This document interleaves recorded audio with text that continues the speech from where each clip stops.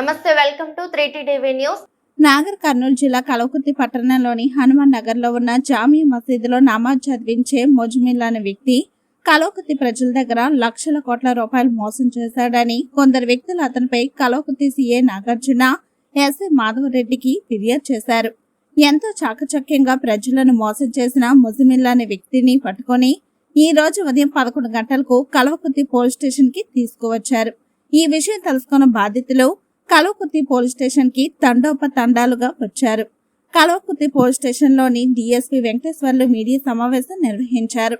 ఈ సందర్భంగా డిఎస్పీ వెంకటేశ్వర్లు మాట్లాడుతూ కలవకుర్తి పట్టణంలోని హనుమాన్ నగర్ కాలనీలోని జామియా మసీదులో మౌలానాగా ఉన్న ముజమిల్ అనే వ్యక్తి కలవకుర్తి ప్రజలతో సన్నిహితంగా ఉంటూ రియల్ ఎస్టేట్ లో స్టాక్ మార్కెట్ లో బెట్టింగ్లు పెడితే అధిక డబ్బులు అధిక లాభాలు వస్తాయని చెప్పి 20 మంది ఏజెంట్లను పెట్టి 2020 నుండి 2023 అక్టోబర్ 23 వరకు 90 కోట్ల రూపాయలు వసూలు చేశాడు.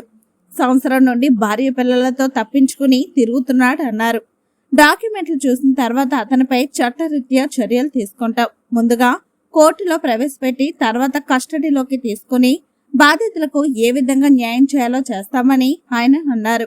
ఈ కార్యక్రమంలో సీఏ నాగార్జున, ఎస్ఐ మాధవరెడ్డితో పాటు కలవకుర్తి కానిస్టేబుల్స్ నజీర్, చిరంజీవి తదితరులు పాల్గొన్నారు.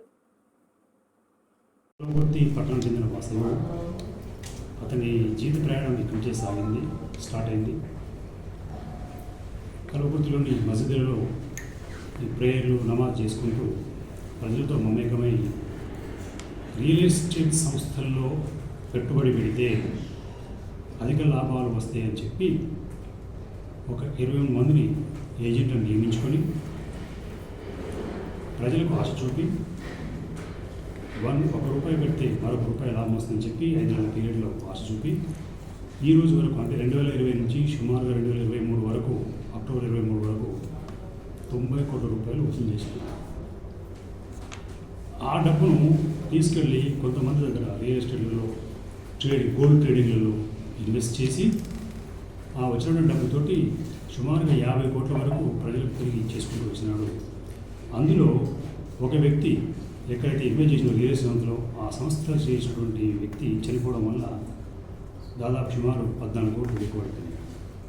అక్కడి నుంచి ఇతను తిరిగి కస్టమర్ ఇవ్వలేని పక్షం క్రియేట్ చేసుకున్నాడు. ఆ క్రమంలో ప్రజల నుంచి తీవ్ర ఒత్తిడి రావడం వల్ల ఇతను ఒక సంవత్సరం నుంచి భార్య పిల్లలతో తప్పించుకొని తిరుగుతూ ఉన్నాడు. తర్వాత ఇతను తీసుకున్నటువంటి జరిపిన లావాదేవీలు కానీ ఏం సంగతి అతని దగ్గర ఉన్నటువంటి ప్రస్తుతం అతన్ని అదుపులో తీసుకున్న తర్వాత అతను స్వాధీనం చేసుకుంటే కొన్ని చెక్స్ దాదాపు 50 లక్షల విలువైన చెక్లు వేరే వాళ్ళు ఇచ్చినటువంటి చెక్స్ రామరెడ్డి అయినటువంటి వ్యక్తి ఎవరి దగ్గర తెలియజేసి చేసినారు. వారు ఇచ్చినటువంటి చెక్స్, కొన్ని డాక్యుమెంట్స్, ఒక సెల్ ఫోన్ అతని నుంచి మనం స్వాధీనం చేసుకున్నాము.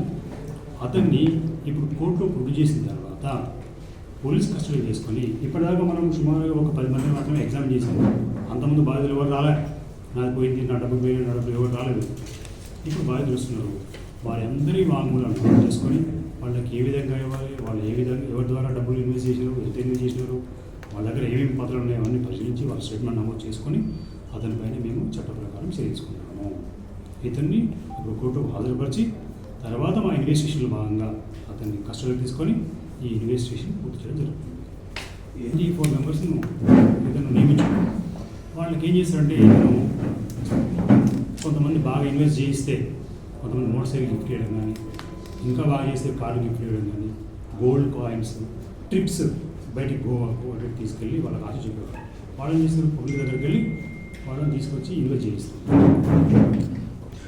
టోటల్ ఎంత 90 ఇన్వెస్ట్ చేసుకున్నాడు. దాంట్లోకి 50 కోట్లు తిరిగి చెల్లించింది.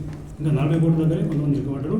ఈ 40 కోట్లు కూడా అతను అక్కడక్కడ ఇన్వెస్ట్ చేసిండు. ఒక దగ్గర 14 కోట్లు, ఇంకొక దగ్గర 14 కోట్లు, ఒక దగ్గర 3 కోట్లు రియల్ ఎస్టేట్లో గోల్డ్ ట్రేడింగ్లో ఇన్వెస్ట్ చేసిండు. వాళ్ళు ఎవరు, ఎట్లా చేయలేదు, ఏ విధంగా తీసుకున్నది ఇన్వెస్టిగేషన్లో ప్రూఫ్ చేయాల్సి ఉంటుంది. 14 కోట్ల